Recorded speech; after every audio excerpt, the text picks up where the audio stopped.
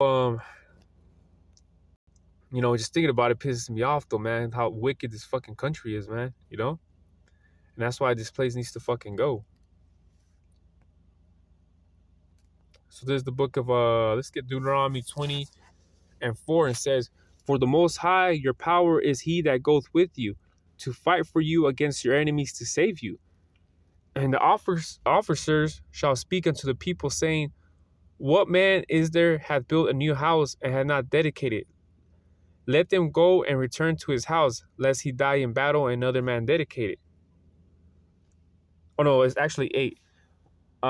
Deuteronomy 20:8, and says, "And the officers shall speak further into the people, and they shall say, What man is there that is fearful and faint-hearted? Let him go and return into his house, lest his brethren's heart faint as well as his heart. And it should be, when the officers have made an end of speaking unto the people, they that they shall make captains of armies to lead the people." But it says, "What man is there that is fearful and faint-hearted?" If you're scared, let him go and return to his house. It's fine. Same for you. Go back to your house. You know what I mean? Because let's read it in the blue letter, right? Deuteronomy 20:8.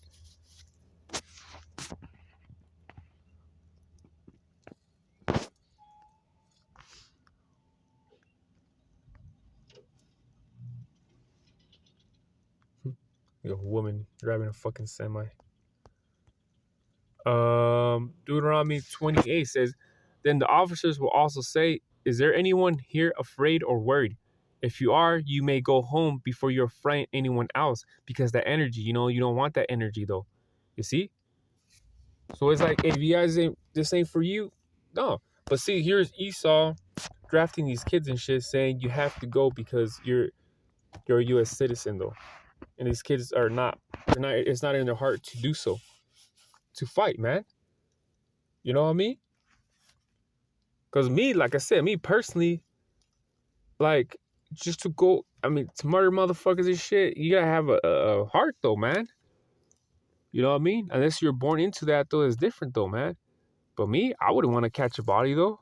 Straight up, I wouldn't want to catch a body. But unless I have to, so be it. If it's righteously, so be it.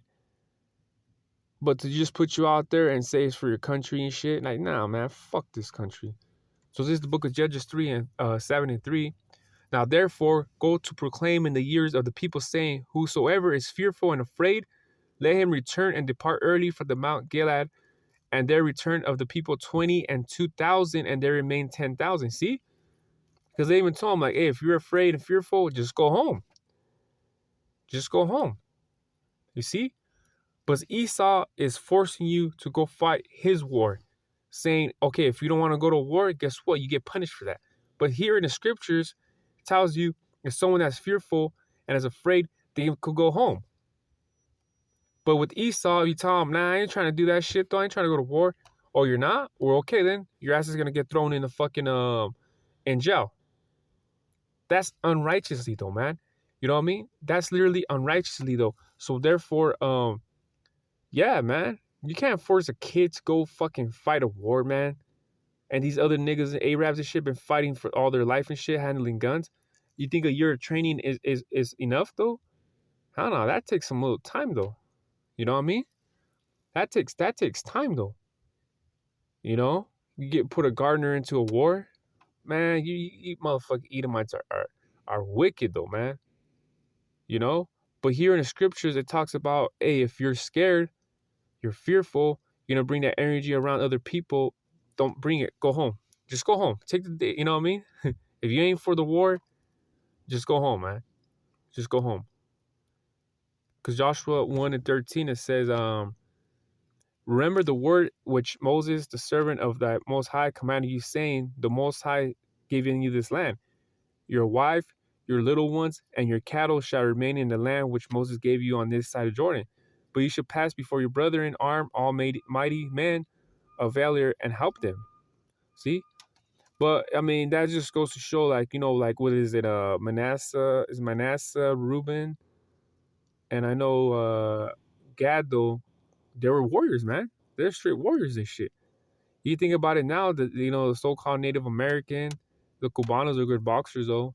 And then Reuben, The Seminoles, hey man, they fighters, man. They're straight up fighters though. So it was like in their blood, man, to do so, you know? So helping your brother out though, you know? But this devil has it where it's like you have to though, you know?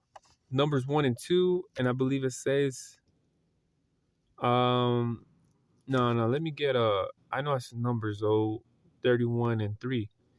And it says 31 and 3, it says Moses spoke to people saying, arm some of yourself into the war and let them go against the Midianites and avenge the Lord of Midian. You see? But it says Moses spake into saying, arm some of yourself, not all, some of yourself into the war, and let them go against the Midianites and avenge the Lord of the Midian. Of every tribe, 1,000 through all the tribes shall send ye to the war. So there deliver out of thousands Israel. See, but that's the thing, man. It says saying, I didn't say arms. I said arm some of yourself into war. I didn't say all though. It says some though. You see? So where's the drafting at? You know what I'm saying though? And it's not right though that this country, man, leaves you no choice within hey, you gotta go fight for this no matter what. I don't give a shit though. You're 18, you're born in this country, you gotta go fucking out there. It's a national emergency. What the hell, motherfucker? You know what I mean? You got these gardeners and shit. Now you're putting these gardeners to war. Man, that's unrighteous though, man. That's an unrighteous decree that Congress passed though. You know what I mean? And some of these vets, man, they don't even come out right no more. You know what I mean? They come out all fucked up mentally though, man. You know, and they come back and shit, and the own government don't even take care of them though. You know, that's why in the Vietnam War, a bunch of Jake were living in the streets and shit, all addicts and some more shit. Jake's over there were put on the front line to shoot these fucking gooks and shit, and next thing you know, they come back home and shit, and it still is like, you know, it's still a nigga. They were still a nigga, even if fought for this fucking white man's country and shit, though, man. For the white man's war, I mean. You know, watch that movie, Dead Presidents and shit. You know, Jake was struggling. That's a good movie with Lawrence Tate.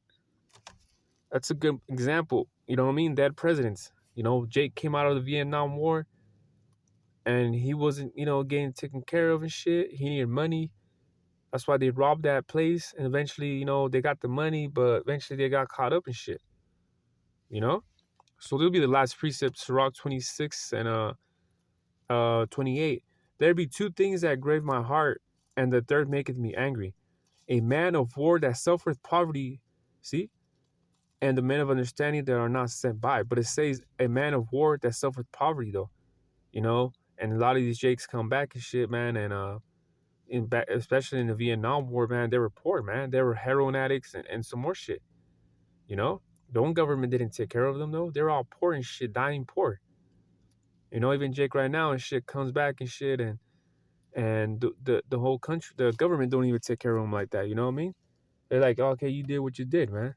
Cause there's well, not someone. It's just some guy that why, you know, it's Jake's friends. Someone that I know is his friend though. You know, someone that I know it's his friend and he's a vet. I think he about around my age though. But that dude has angry issues though. He has angry issues though.